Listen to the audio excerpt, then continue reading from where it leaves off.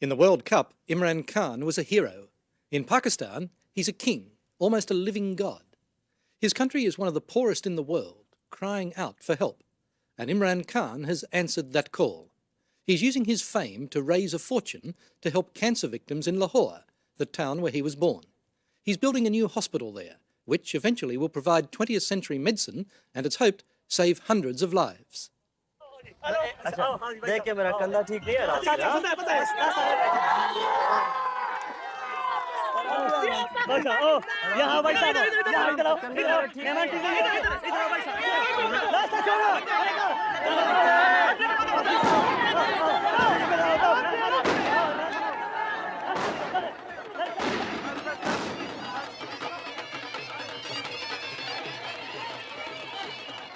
Back home with Imran Khan.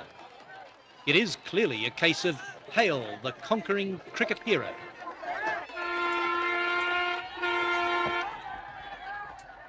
Amazing, the World Cup fever, I can't believe it. It is absolutely amazing, it is. Pakistan is a country of 115 million people, and if they had their way, every one of them would touch him, thank him. So they've come through the back window now. Everywhere he goes, he's mobbed. And sometimes it can be downright dangerous. So dangerous that they need armed police to control the crowds.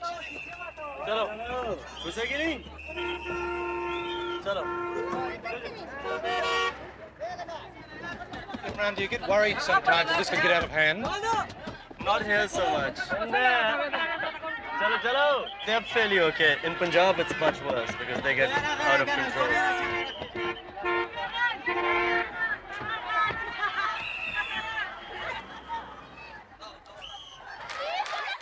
In Pakistan, good Muslim girls are not supposed to go crazy, to carry on like Western teeny boppers at a rock concert.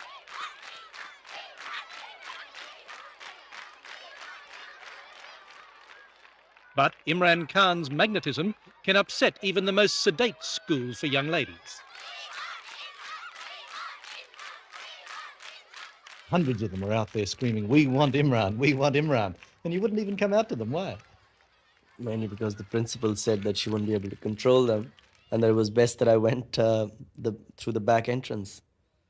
So you were scared of these young schoolgirls? No, the principal told me to do, and I did what she asked me to.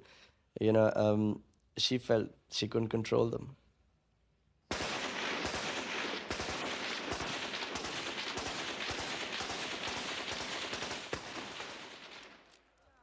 These are Imran Khan's people, the Pathan people, from the northwest frontier.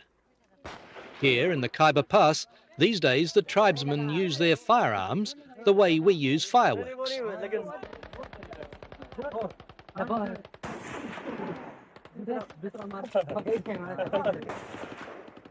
But back in the days of the Raj, the fiercely independent Pathans gave the British a hiding on the battlefield. Their native son has followed tradition on the cricket field. You won't soon. What was this that you were showing me here? Excuse me, This is hashish. excuse me, Hashish. Yes.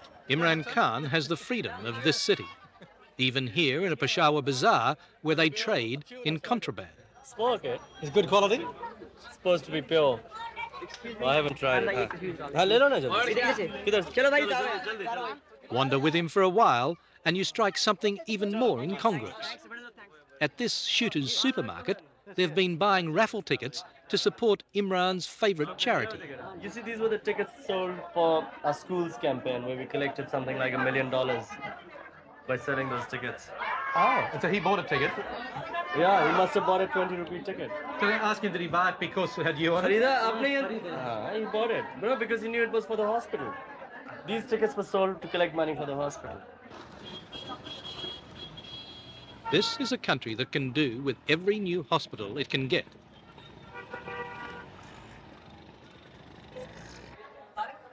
Conditions for the common patient are close to appalling, especially if they're suffering from cancer.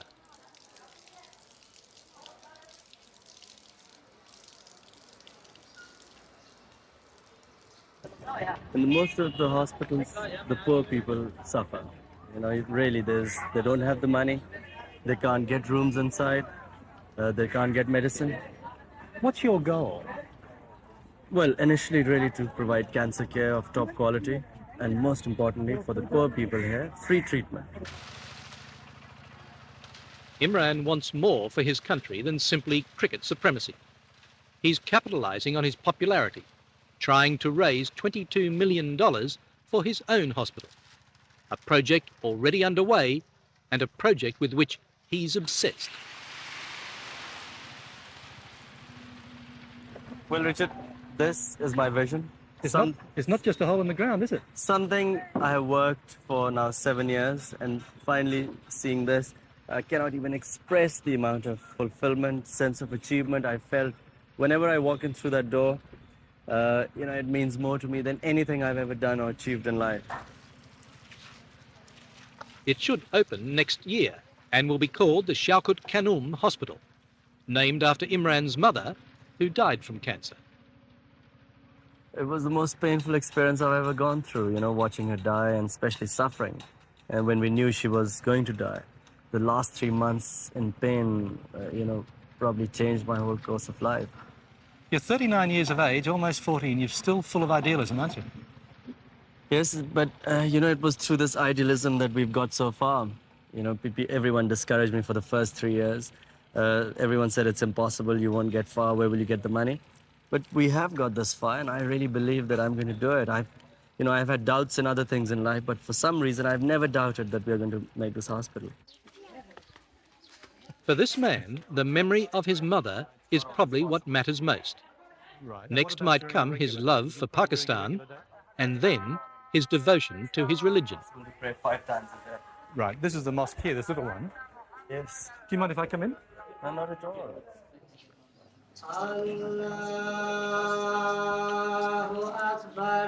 Just as Imran is an ambassador for his country, he's also an ambassador for Islam. Islam always gets the worst publicity in the West. Either you have veiled women, you have, screaming fanatics, you have sort of terrorism, and that's how Islam comes out here. People have no idea. Islam, for me, is the easiest religion. People keep saying, is there a clash, living your life in the West? There is no clash. But, Islam is a very lenient religion. I see no problem in ever following my faith, wherever I am.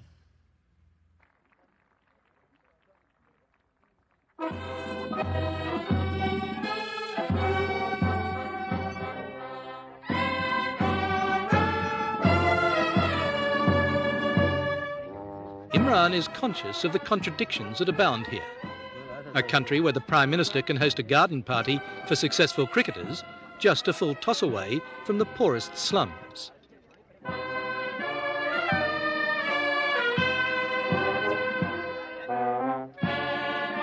But the cream of society wants to share the victory, and every politician wants Imran on his side.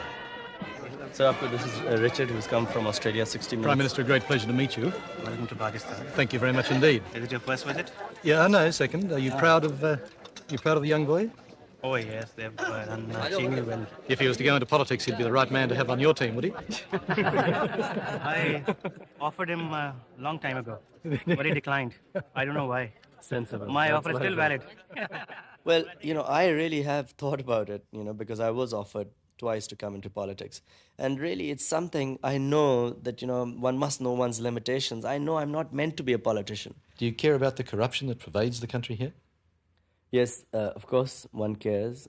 We try and everywhere you go, if you go to a dinner table, the main conversation, no matter where you go, is invariably comes on politics, the sort of what's wrong with the society.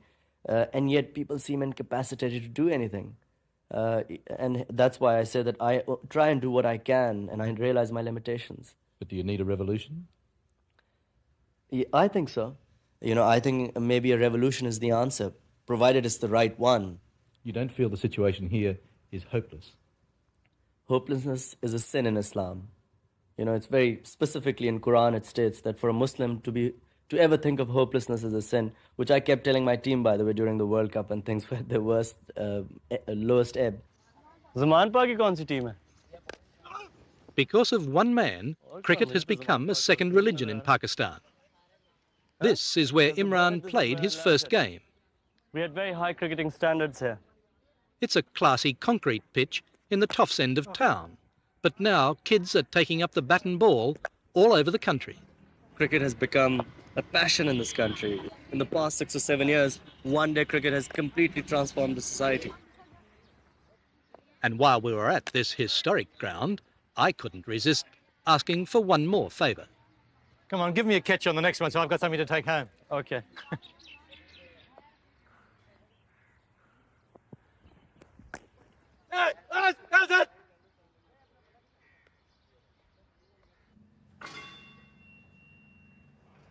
Imran is now nearly 40.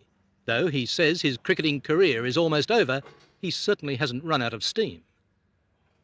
He's a fierce, courageous and generous sportsman. But these days he's devoting most of his energy to other, more lasting things.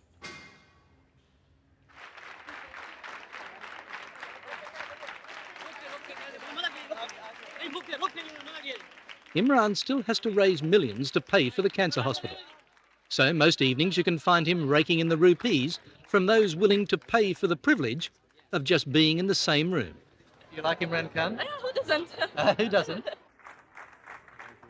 There are women all over the world that like him. Yeah, but I think they can see the person through the features, I think. Yeah, he's good looking, but I think basically he plays well and he's a nice guy. He's extremely nice, isn't he? Yeah. So when are you going to break a lot of hearts and get married? Well, let me just say one thing about marriage. I view marriage in a very straightforward manner. I think that it's a huge responsibility to have, and especially to have children, which is the main reason one must get married. And really, if one doesn't feel one can live up to that responsibility, one shouldn't go into it. Because, you stand to wreck other people's lives. And I've seen it happen. I mean, in cricket, it's a full time, you go all over the world traveling 4 months on a cricket tour. Then you again come back and go somewhere else. I mean, to do justice to a marriage the way a cricketer leads his life, I don't know, some players might have done it, but I've seen a lot of cricketers' marriages on the rocks. And I've always felt that I wouldn't have done it justice. He's an extremely good-looking man, isn't he? Yes, he is. Does everyone think that? Most of the girls do, I think. Do they? Is that Yeah. why there's so many young girls here tonight? Yes, I think so, but most of the girls have bought the ticket because they wanted to pay tribute to the national hero. To the national hero? Yeah. Not just the most eligible bachelor. No, not just that. And we pay lots of respects to him for what he did for Pakistan.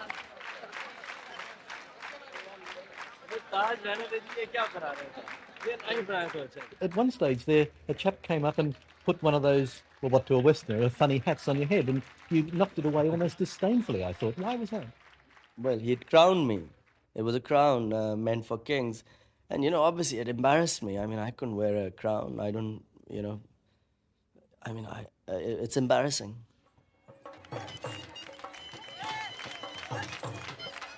It might be embarrassing for Imran Khan, but that is the way that millions of Pakistanis feel. To them, he is their king of cricket. I don't consider myself a messiah, and I don't consider that I can solve people's problems. But I do feel that whatever I can do in the position I am, I must do that. And that's a big responsibility.